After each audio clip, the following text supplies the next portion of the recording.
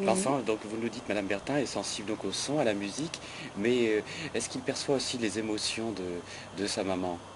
Oh oui, il les perçoit très fortement.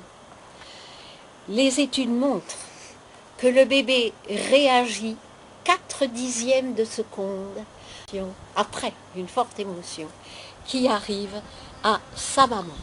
Alors comment le bébé perçoit-il les émotions maternelles? Par les hormones et par empathie. Il y a une transmission directe d'émotion à émotion, comme nous pouvons en avoir entre adultes. Et entre adultes qui s'aiment et qui sont très proches, mais aussi par les hormones. Quand nous avons une émotion forte, positive ou négative, notre organisme fabrique ce que l'on appelle les hormones de stress, s'il s'agit d'un stress, ou les hormones du bonheur, s'il s'agit d'une émotion agréable.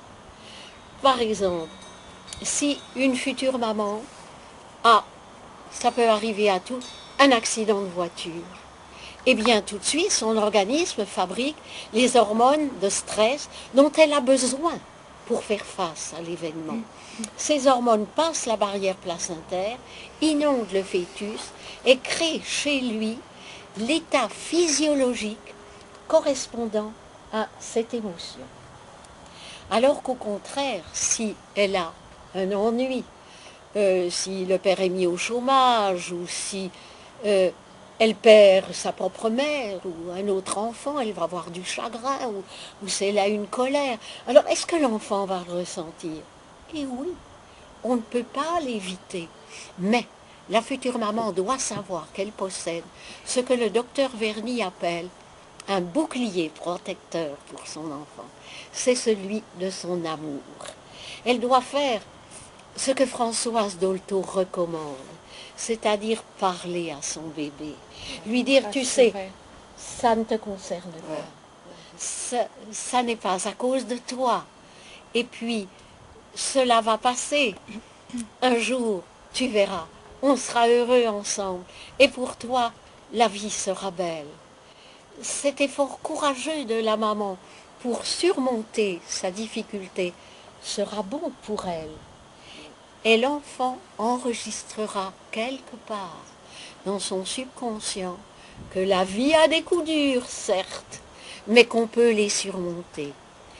Il aura déjà été pourvu en période prénatale de cette résilience dont nous parle Boris Cyrulnik, c'est-à-dire cette capacité qu'ont certains êtres à se reconstruire après un choc violent. Eh bien, ces enfants-là, ces résilients, ce sont ceux qui ont pu se construire, dit-il, dans la petite enfance, dans une ambiance d'amour et de confiance et de sécurité.